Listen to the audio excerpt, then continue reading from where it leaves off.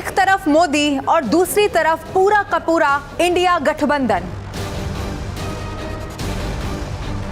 और वहां केजरीवाल का नया ठिकाना तिहाड़ का बैरक।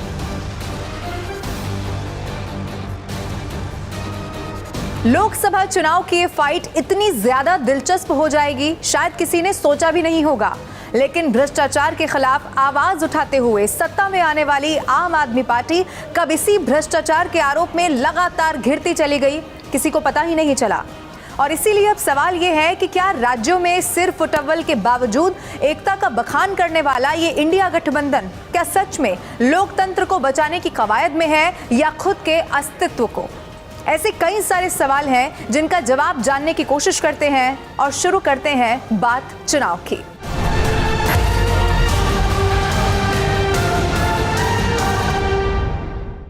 अब सबसे पहले मैं आपको यह बता देना चाहती हूं कि अरविंद केजरीवाल अब 15 अप्रैल तक तिहाड़ जेल में ही रहने वाले हैं। ये सबसे बड़ी खबर है। आज की रात केजरीवाल की कुछ ऐसी है जिसका कभी उन्हें अंदाजा भी नहीं रहा होगा।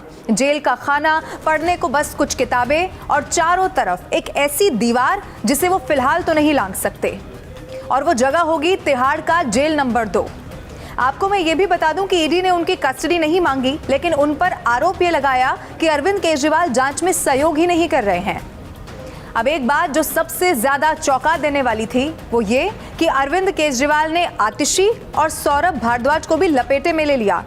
यानी कि ईडी के सूत्रों ने दावा किया है कि केजरीवाल की तरफ से ये कह दिया गया है कि विजय नायर आतिशी और सौरभ भारद्वाज को ही रिपोर्ट करते थे।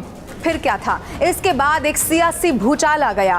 केजरीवाल के जेल में जाने के बाद अगर सबसे ज्यादा कोई मुखरता से दिल्ली की सरकार को बाहर चला रहा था तो वो ये दोनों चेहरे थे, आतिशी और सौरभ भारद्वाज। अब मैं आपको बताऊं, शाजिया इल्मी ने तो ये तक कह दिया कि केजरीवाल की आदत ही यही रही है कि वो अपनों के साथ इसी तरह विश्वासघात करते हैं। और अब एक और बात जो पता चल रही है, सूत्रों के हवाले से नहीं, बाकायदा रिमांड कॉपी में भी इसका जिक्र है कि अब उनका बयान ये है कि आतिशी मरलीना जी, जो कभी मरलीना होती हैं कभी आतिशी सिंह होती हैं, और सौरभ भारद्वाज जी बाकायदा वो रिपोर्ट करते थे विजय नायर को। विजय नायर कौन? वही मीडिया सलाहकार। कौन मीडिया सलाहकार? जिसने बाकायदा समीर महेंद्रू से फोन करवाया था केजरीवाल जी को, जिसके बारे में केजरीवाल जी ने क्या कहा था? हाँ, ये मेरा ही लड़का है। सोचने वाली बात है साथियों। पुराने साथियों के साथ जो किया वो किया, अब नए साथियों का क्या हर्ष हो रहा है और क्या हशर होने वाला है, आपको बहुत जल्दी पता चल जाएगा। अब आपके मन में एक सवाल इस वक्त जरूर होगा कि वो गठबंधन और एकता की बात करने वाले साथी अरविंद केजरीवाल के साथ इस मुश्किल वक्त में कितना खड़े हैं। अब आइए इस सवाल का जवाब जानने की हम कोशिश करते हैं, और इसे जानने के लिए विपक्ष की रैली की जो तस्वीरें कुछ सामने आई दिल्ली के रामलीला मैदान से, उन तस्वीरों को देखना और उनके मायने क्या हैं ये भी जान लेते हैं। सबसे पहले एक तस्वीर मैं आपको दिखाती हूँ। अरविंद केजरीवाल की पत्नी है सुनीता केजरीवाल और साथ में कौन है? सोनिया गांधी। ये तस्वीर देखकर ऐसा लगता है कि कोई गहन चर्चा हो रही होगी। जाहिर है बात अरविंद केजरीवाल की ही हो रही होगी। और अब सुनीता केजरीवाल को कांग्रेस की मदद कितनी ज्यादा जरूरी है वो शायद ये बता भी रही हूँ सोनिया गांधी को। लेकिन मैं आपको फिर याद दिला दूं कि ये वही सोनिया गांधी है जो सबसे ज्यादा अगर किसी के निशाने पर रही हैं तो वो अरविंद केजरीवाल ही हैं। खैर, सुनीता केजरीवाल ने फिर से सबके सामने अरविंद केजरीवाल का संदेश पढ़ा। एक बार वो सुनिए। आज आपके अपने केजरीवाल ने जेल से आपके लिए एक संदेश भेजा है। इस संदेश को पढ़ने से पहले मैं आप लोगों से कुछ पूछना चाहूंगी। हमारे प्रधानमंत्री मोदी जी ने मेरे पति को जेल में डाल दिया। क्या प्रधानमंत्री जी ने सही किया? क्या आप सब मानते हैं कि केजरीवाल जी एक सच्चे देशभक्त और ईमानदार इंसान हैं? क्या आप मानते हैं कि केजरीवाल जी एक सच्चे देशभक्त और ईमानदार इंसान हैं? ये बीजेपी वाले ये कह रहे हैं कि केजरीवाल जी जेल में हैं, इन्हें इस्तीफा देना चाहिए।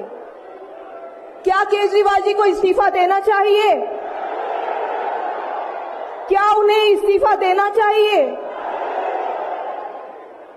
केजरीवाल जी को इन्होंने गिरफ्तार कर लिया। आपके केजरीवाल शेर है, शेर। ये ज्यादा दिन तक उनको जेल में नहीं रख पाएंगे। करोड़ों लोगों के दिल में बसते हैं केजरीवाल। जिस बहादुरी और साहस से वो देश के लिए लड़ रहे हैं, कई बार मुझे लगता है कि आजादी की लड़ाई में वो एक फ्रीडम फाइटर थे जो देश के लिए लड़ते लड़ते शहीद हो गए। इस जंग में भी केजरीवाल जी को शायद भारत मां के संघर्ष के लिए भेजा है। अब मैं आपको केजरीवाल जी का संदेश पढ़कर सुनाऊंगी। मेरे प्यारे भारतवासियों, जेल से आप सब अपने इस बेटे, अपने भाई का प्रणाम स्वीकार कीजिए। मैं आज आपसे वोट नहीं मांग रहा। आने वाले चुनाव में मैं आपसे किसी को हराने या जिताने की बात भी नहीं कर रहा। आज मैं देश के 140 करोड़ लोगों को एक बड़ा भारत बनाने के लिए सहयोग मांगता हूं। 140 करोड़ भारतवासियों को एक नया भारत बनाने के लिए आमंत्रित करता हूं। भारत एक महान देश है।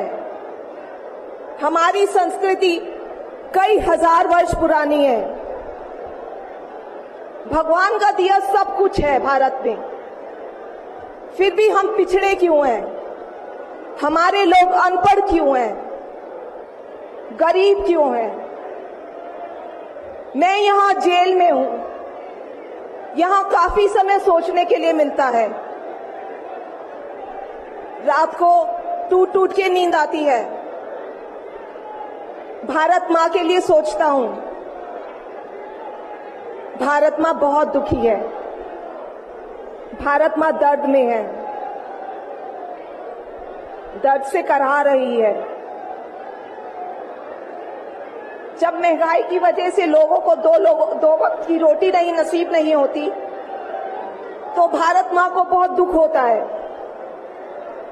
जब भारत मां के बच्चों को अच्छी शिक्षा नहीं मिलती, 75 साल बाद भी सही इलाज के बिना लोग मर जाते हैं, तो भारत मां बेबस और लाचार महसूस करती है। जब देश के कई हिस्सों में लंबे लंबे पावर कट होते हैं, सड़कें टूटी हैं, 75 साल बाद भी हालत खराब है, तो मां को बहुत पीड़ा होती है। उस पर जब कुछ नेता सुबह शाम लच्छेदार भाषण देते हैं, शानो शौकत की जिंदगी जीते हैं, अपने दोस्तों के साथ मिलकर देश लूटने में लगे हैं, तो भारत मां को बहुत गुस्सा आता है। ऐसे लोगों से भारत मां को सख्त नफरत है। आइए मिलकर एक नया भारत बनाते हैं। 140 करोड़ लोगों के सपने का भारत, एक ऐसा भारत जहां हर इंसान को भरपेट खाना मिलेगा, हर हाथ को काम मिलेगा, कोई बेरोजगार नहीं होगा, कोई गरीब नहीं होगा, कोई अनपढ़ नहीं होगा, हर बच्चे को अच्छी शिक्षा मिलेगी, चाहे वो अमीर का बच्चा हो या गरीब का। हर बीमार को अच्छा इलाज मिलेगा। अब ये सब कुछ ऐसे वक्त में हो रहा है जब लोकसभा चुनाव में सिर्फ कुछ दिन रह गए हैं। मसलन अब सारी तैयारी चुनावी ही है। अब सबसे पुरानी पार्टी कांग्रेस के सबसे युवा चेहरे हैं राहुल गांधी। क्योंकि मौसम के साथ क्रिकेट का भी, चुनाव के साथ क्रिकेट का भी मौसम है, तो राहुल गांधी ने कैसे ईवीएम पर निशाना साधने के लिए क्रिकेट का सहारा लिया है, अब वो आप देखिए। आजकल आईपीएल के मैच चल रहे हैं, देखते हो आप लोग। मैच फिक्सिंग शब्द सुना है आपने? सुना है? जब बेईमानी से एम्पायर पर दबाव डालकर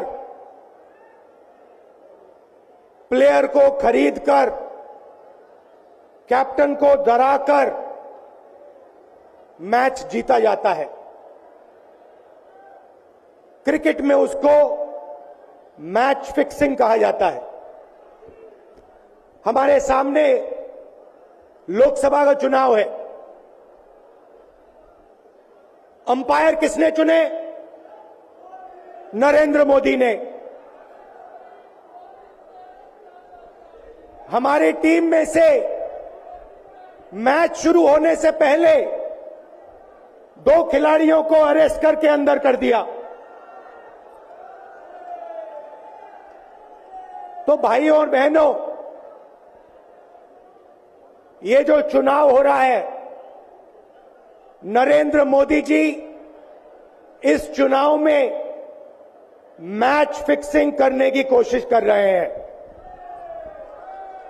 ये जो उनका 400 सीट का नारा है, ये बिना ईवीएम के, बिना मैच फिक्सिंग के, बिना सोशल मीडिया और प्रेस पर दबाव डालकर, खरीदकर, ये 180 पार नहीं होने जा रहा है, सब मिलाकर। अब देखिए, एक तरफ ये तमाम पार्टियां हैं और दूसरी तरफ है देश के प्रधानमंत्री नरेंद्र मोदी। मैं भ्रष्टाचार पर कार्रवाई कर रहा हूं, इससे कुछ लोग बौखला गए हैं।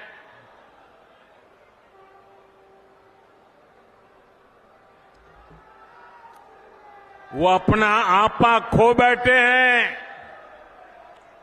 और मेरे प्यारे देशवासियों, मैं कहता हूं, मोदी की गारंटी कहती है, मोदी का मंत्र है, भ्रष्टाचार हटाओ। वो कहते हैं, भ्रष्टाचारी बचाओ। ये चुनाव इन 2 खेमों की लड़ाई है। एक खेमा एनडीए का, जो भ्रष्टाचार हटाने के लिए मैदान में है। दूसरा वो खेमा जो भ्रष्टाचारियों को बचाने के लिए मैदान में है। फैसला आपको करना है।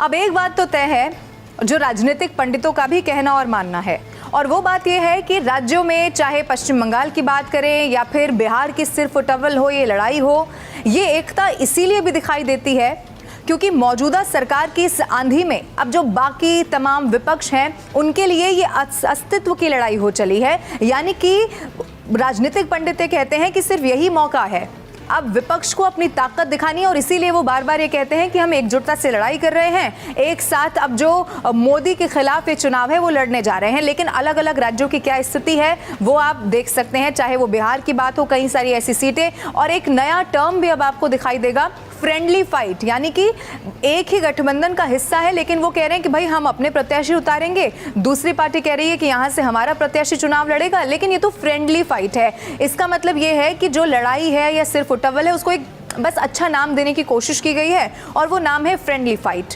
लेकिन ये फ्रेंडली फाइट या फिर इस वक्त जो एकता दिखाई दे रही है, वो लोकसभा चुनाव के जो नतीजे सामने आएंगे उस पर कितना असर डालती है। क्या सच में इस वक्त जो भारतीय जनता पार्टी पूरे आश्वासन के साथ, या मैं कहूँ एनडीए, जो 400 पार का एक बहुत बड़ा टारगेट सेट कर चुकी है, क्या वो इसी तरह अपने टारगेट को अचीव करने में कामयाब होती है, या फिर विपक्ष की जो तैयारी है या फिर जो शक्ति प्रदर्शन देखने को मिलता है, क्या ये सब कुछ वोटों में तब्दील होता है? इन सब के लिए इंतजार लोकसभा चुनाव 2024 के नतीजों का करना होगा। लेकिन तब तक के लिए हर छोटी बड़ी खबर से अपडेट रहने के लिए अगर अभी तक भी आपने न्यूज़ 18 इंडिया के YouTube चैनल को सब्सक्राइब नहीं किया है तो अभी के अभी कर लीजिए। और ये वीडियो आपको कैसा लगा आप कमेंट करके जरूर बताइए।